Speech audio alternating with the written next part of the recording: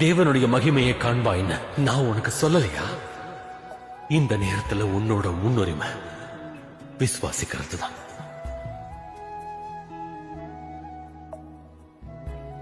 என்னோட வார்த்தைகள்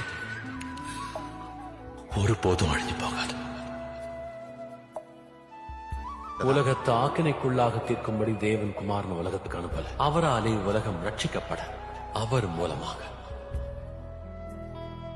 அவரை விசுவாசிக்கிறவன் ஆக்கினைக்குள்ளாக தீர்க்கப்படான். விசுவாசிக்காதவன் ஆக்கினை தீர்ப்புக்குட்பட்டவனாயிருக்கிறான். நான் இங்க இருக்கிறதுக்கான காரணம் என்ன? அதுக்கான பதில் உங்க எல்லாருக்காகவும் தான். வழி தவறி போன ஒரு ஆடை தேடுறதுக்காக மேய்ப்பன் தன்னோட 99 ஆடுகளை மலையிலே விட்டுட்டு போறான்.